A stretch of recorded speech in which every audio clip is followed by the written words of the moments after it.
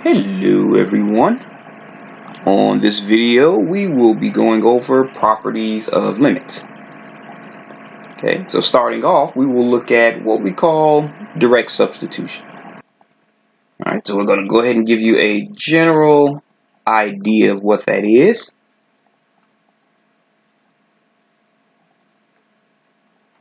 Okay, so what if you have the limit of a function that we will call that function f of x as x approaches some value c can sometimes, and this is the key here, sometimes, it won't always work, but sometimes it will work and it'll save you a lot of trouble. Well, not trouble, work. And sometimes have a limit of f of c. Okay. Now, in other words, all this is saying is that the limit of f of x as x approaches c, it's supposed to be a little arrow, so let me rewrite that so it's a little clearer. As x approaches c can sometimes equal f of c. Just basically, if we cut through all of that, just saying that sometimes you can find your limit if you just plug in your c to your f of x. Plug in your c value to find the limit. Okay, remember, this only sometimes works, but it's always best to start with that. Okay, now this is called direct substitution.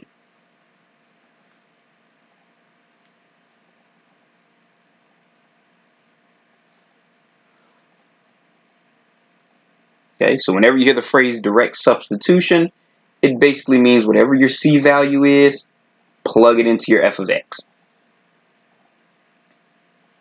Okay, so now before we get too deep into it, we're going to show you a few, I guess you could say, properties of direct substitution. Alright, go ahead and move that up a little bit. Okay, so what if we let the letter b represent any constant? Okay, so it could be any, it could be an integer, it could be a whole number, b can be a fraction, a decimal, any constant value at all. Okay, so first, let's say if you have the limit of b as x approaches c. Okay, since b is just a constant, that limit is just going to be whatever that constant is. Okay, for example, if you have the limit of 4 as x approaches 3, that's just going to be 4, because remember, by direct substitution, there's no x to replace with 3. So that's just 4. Or what if you have the limit of 1/2 as x approaches, let's say 9, it could be any number. Okay, again, this is your f of x. Your f of x is just 1/2 if you go by that. Since your f of x is 1/2, there's no x to replace with a 9. So it's just going to be 1/2. Alright, now let's try move this up a little bit more. Okay, so what if we now try the limit of x as x approaches c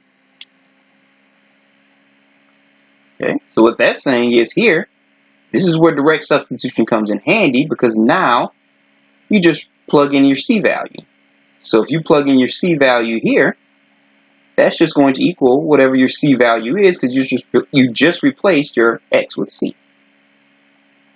All right, so let's say if you have the limit X as X approaches 8. Let me clean up this arrow a little bit. My arrows tend to get a little sloppy when I'm writing quickly. Okay, so here if you just replace this, remember this is your f of x. If you just replace every x value with 8, that's just going to equal 8. But also, let's say for this example, you have the limit of, let's say, 2x as x approaches, let's say, 5. Okay, again, that C value is going to just be plugged in to the x. So that's going to be 2 times 5, which gives this one a limit of 10.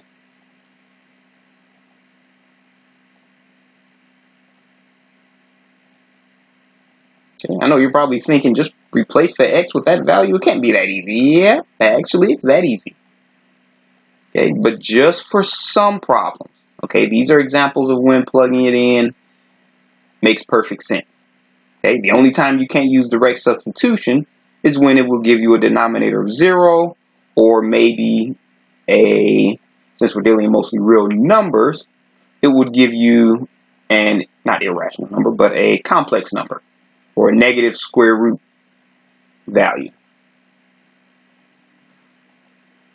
All right, so let's move up paper a little bit more. So what if we have the limit of x to the power of n as x approaches c? Again, you're just going to replace your x value with your c, so that's just going to be c to the power of n. Okay, so you notice these, all we did was replace x with our c. Replace x with our c. Replace x with our c. So what if we had the limit of x to the third power as x approaches 2? All right, so just like before, we're just going to go ahead and replace our x with 2.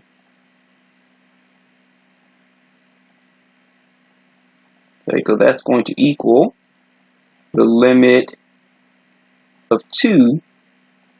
Don't really need the limit because we're plugging it in. So once you plug it in, you no longer need the limit wording. So this just becomes 2 to the third power.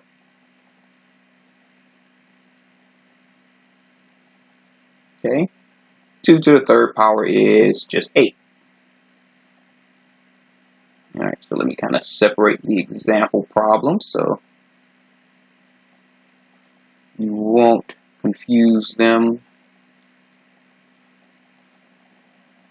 with anything else. All right, so they're kind of just isolated a little. All right, so now our fourth, so if you have the limit of the nth root of x as x approaches c. Okay, now the one thing about this is that nth root can either encompass the x or it can encompass the whole thing. Okay, so you can make that the nth root of the limit of x as x approaches c.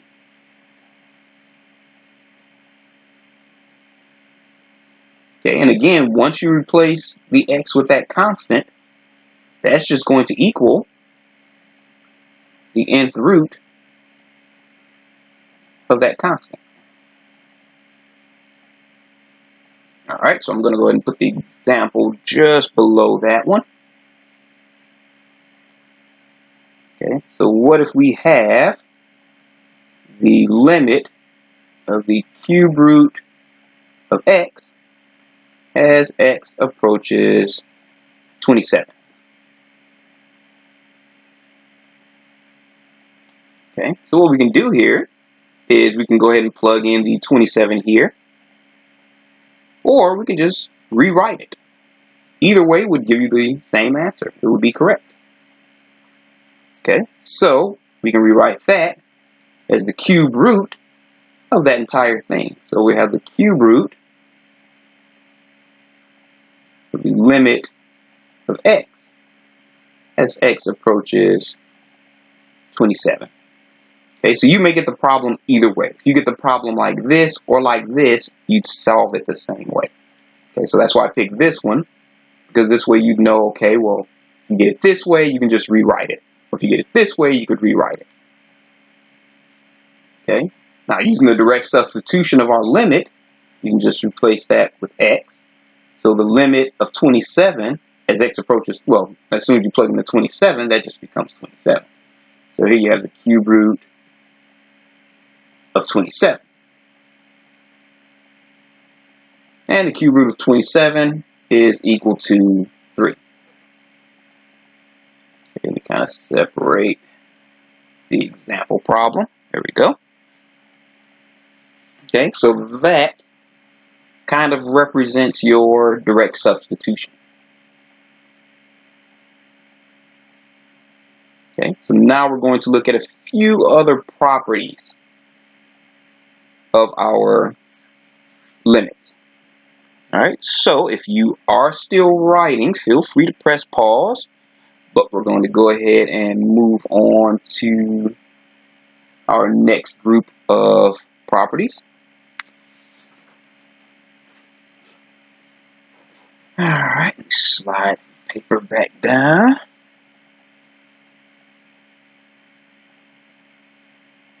All righty.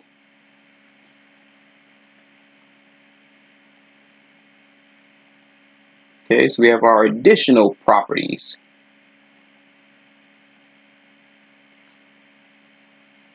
Of limits.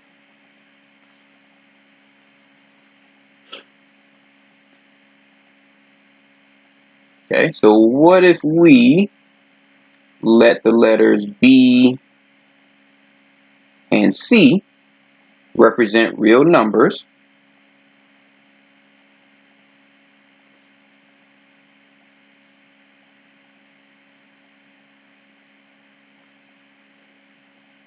okay, and we know that n is a positive integer,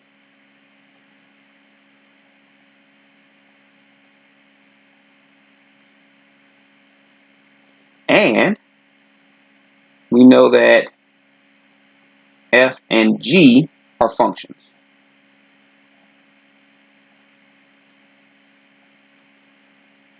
Okay? Now first, let's say if you have the limit, say of f of x, either plus or minus, the same rule would apply for both, g of x as x approaches c. Okay, so whenever you have multiple functions or multiple function terms, you can kind of distribute that limit to each one. So that's going to equal the limit as x approaches c of f of x, either plus or minus, doesn't matter, the limit as x approaches c of g of x. Okay, so all we did was distribute that limit to each term. Okay, and that is basically what we would call the sum or difference, depending on if it's plus or minus. Sum or difference property of limits. All right. So let's move up. Let's say if we have the limit as x approaches some value c. Remember, b is a real number. So if you have b times f of x, okay, you can actually get that real number or that real constant and just move it out to the front. Okay, so move that out to the front, and that's just b times the limit of f of x as x approaches c. Okay, and this is what we call the scalar multiple property.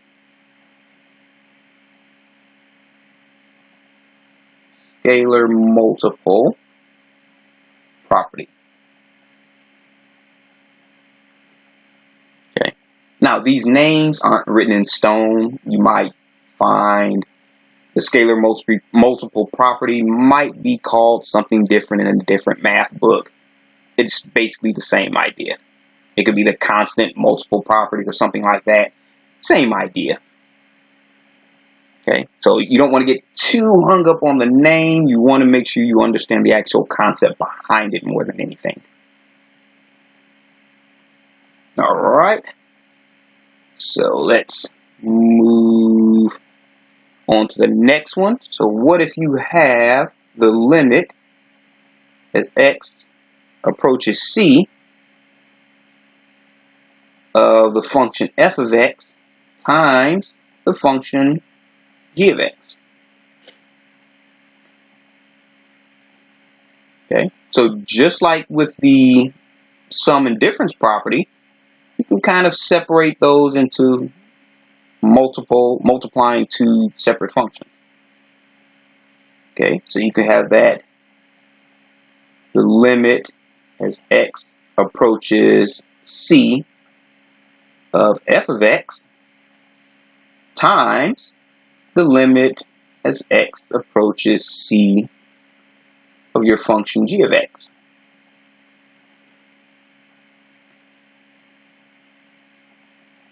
Okay, and this is called our product property of limits.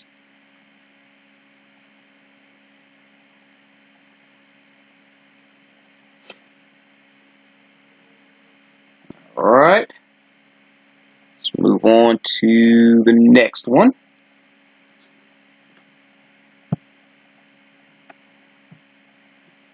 Okay, so what if we have the limit as x approaches c of f of x over g of x?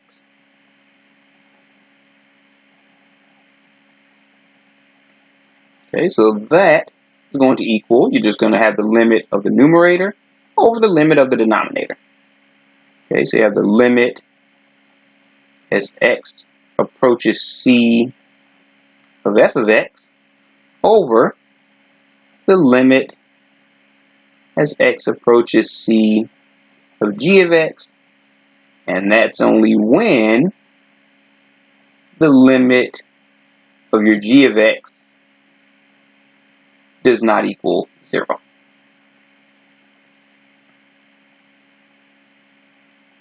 Okay, so this is what we call our quotient property.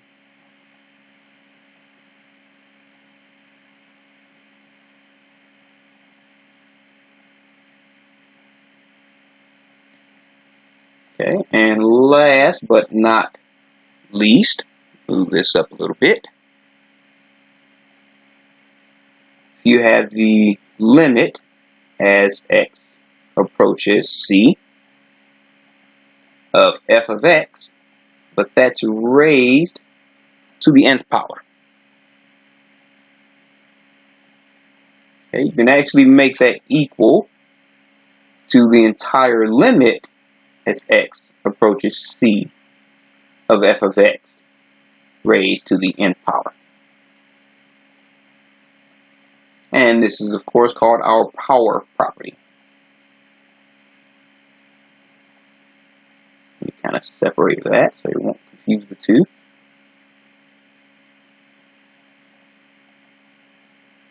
Okay, so that's your power property of limits. All right. So if you are still writing, feel free to press pause. But we're going to go ahead and do a couple of examples.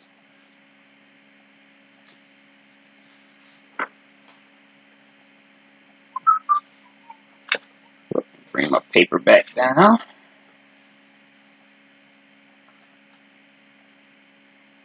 Here we go. Alright, so let's say, for example, you want to find the limit, and let's say it was the limit as x approaches -1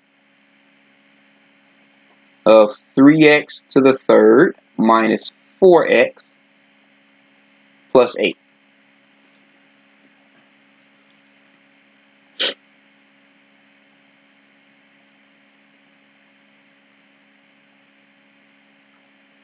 Alright, now we're going to go ahead and break it down. So I'm just going to go ahead and rewrite what we have here. We have the limit of 3x to the third minus 4x plus 8 as x approaches -1. Okay, so now this is just for explanation purposes. Once you're comfortable with it, you won't have to rewrite it. Sometimes you'll be able to kind of zoom through it pretty quick. All right, so I'm going to go ahead and distribute that -1. Okay, so you have the limit of 3x to the third as x approaches -1 minus the limit of 4x as x approaches -1 plus the limit of 8 as x approaches -1. Okay, now just a heads up that if you wanted to for this one, you actually could have just used direct substitution and plugged in the -1 and got your answer. But we're kind of going over the property, so that's why I didn't do the direct substitution, because I wanted you to see how to do it for lengthier problems. So sometimes breaking it down to each individual term may be a little bit easier than if you have one big long problem and trying to figure it out that way. You can actually break it down smaller. All right, so if you're thinking, hey, why didn't you just plug in -1? You could have, but sometimes it may get a little tricky where separating it is easier. That's the reason for that.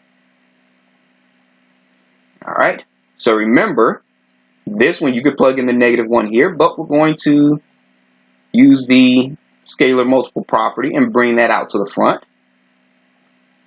Okay, so you have 3 times the limit of x to the third as x approaches -1. And I'll go ahead and just put that in parentheses. Move that up a little bit. There we go. Minus, same thing here. I'm just going to move that 4 out to the front.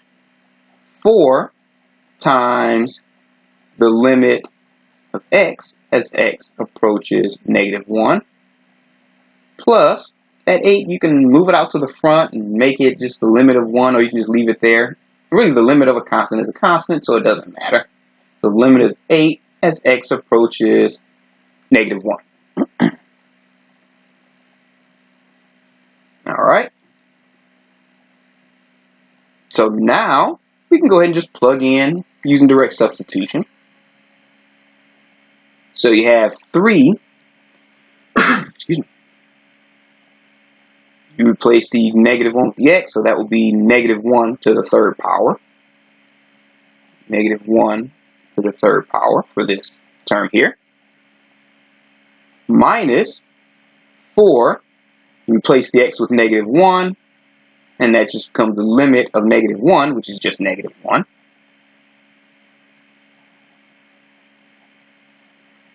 And here, since there is no x to replace, the limit of 8 as x approaches -1 is just going to be 8. So that's plus 8.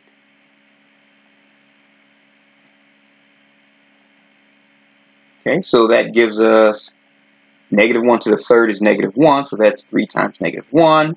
I'll put it underneath just to keep it simple. So you have -3, -4, -4 times -1 is +4, plus 8 equals 9. Okay, so really what this tells us is that the limit of 3x to the third minus 4x plus 8 as x approaches -1 is equal to 9.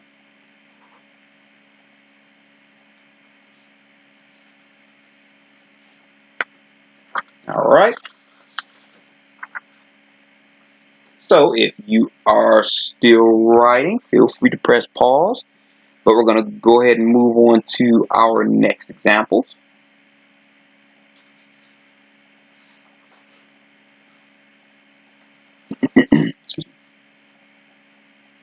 Move that over. There we go. Okay, so let's say, for example, we want to find the following limits.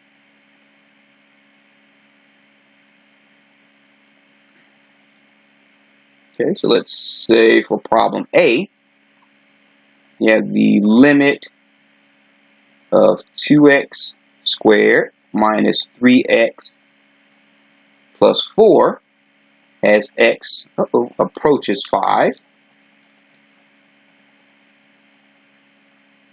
And let's say for problem B, you have the limit of x to the third plus 2x squared minus 1 all over 5 minus 3x as x approaches -2. Okay, so what I want you to do is I want you to press pause. And remember, for this one, you want to do the quotient property. Okay, so I want you to press pause and work on both of these yourself.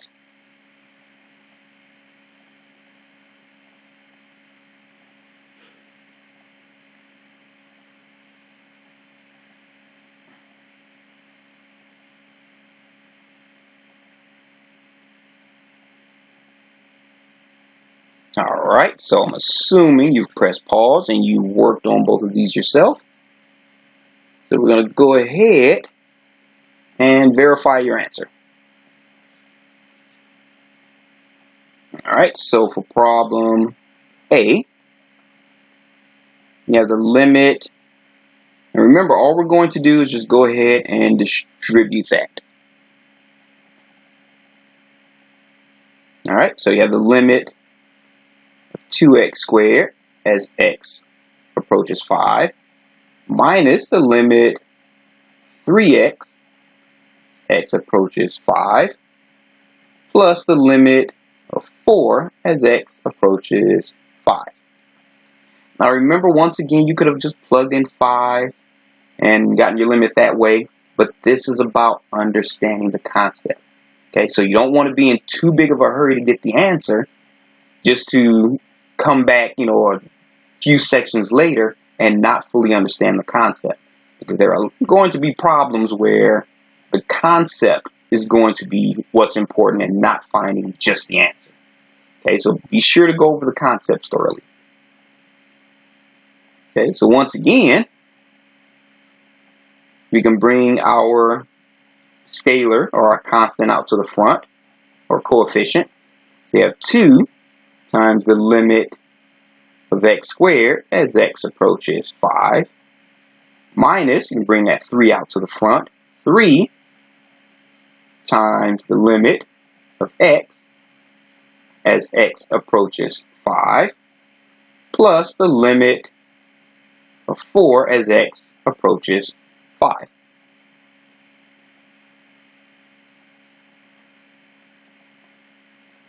All right. Okay, so here we have 2 that we brought out to the front times the limit of x squared as x approaches 5. You can just plug in the 5. So you have 5 squared. So 2 times 5 squared minus, here you brought out the 3.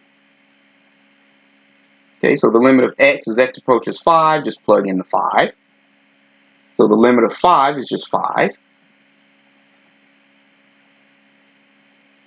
Okay, plus the limit of a constant is just that constant. It doesn't matter what it's approaching. So the limit of 4 is just going to be 4.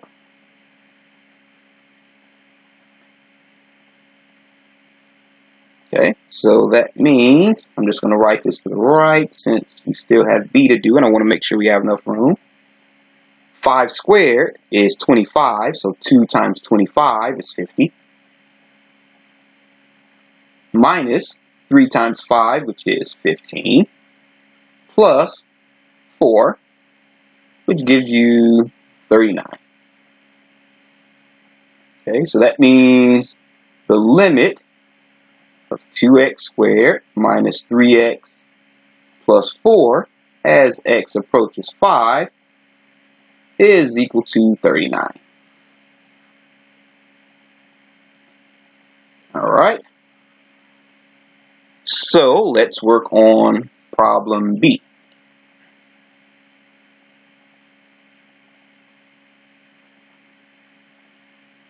Okay, so we have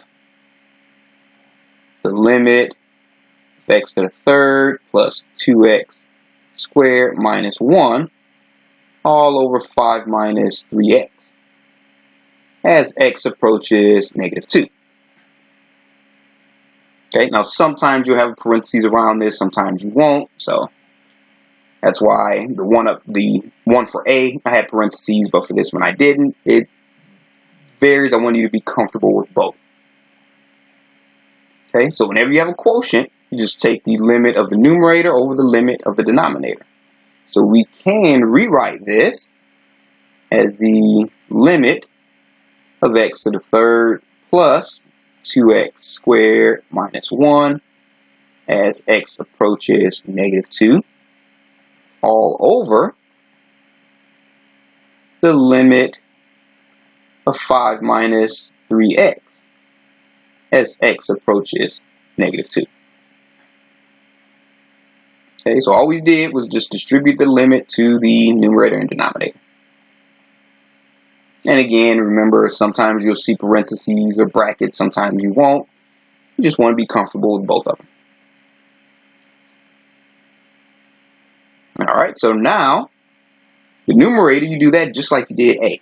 Whether you plug in the negative 2 right from the beginning or what, doesn't matter which method, as long as you understand the concept. Okay, so we go ahead and I'm just going to add the parentheses because going over the concept, we're just going to distribute that. So you have the limit of x to the third as x approaches negative 2 plus the limit 2x squared as x approaches negative 2 minus the limit of 1 as x approaches negative 2 all over the limit of 5 as x approaches negative 2 minus the limit 3x as x approaches negative 2.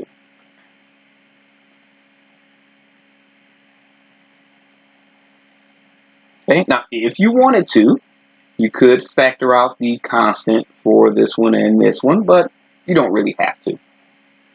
Just understand the concepts behind it and you'll be good. Okay, so if you plug in for this term negative 2, the limit of x to the third as x approaches negative 2, that's just negative 2 to the third power. plus, as x approaches negative 2, that's 2 times negative 2 squared. We kind of separate that. There we go. Okay. Minus the limit of a constant is just that constant. Doesn't matter what it's approaching. So the limit of 1 is just 1. All over the limit of 5. Remember, that's the limit of a constant, is just that constant. So the limit of 5 is just equal to 5. Okay, so that's minus, if you plug in our negative 2, that's 3 times negative 2.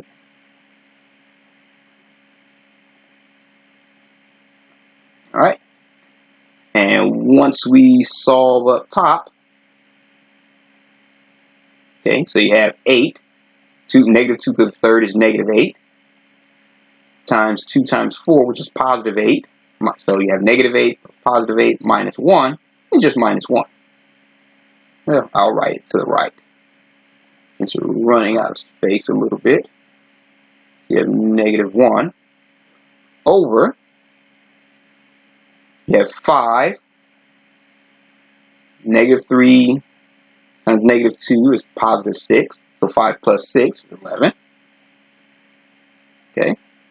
So we have our answer. So we know that the limit of x to the third, let me make sure that's up far enough, plus 2x squared minus 1 over 5 minus 3x as x approaches negative 2 is equal to negative 1 over 11.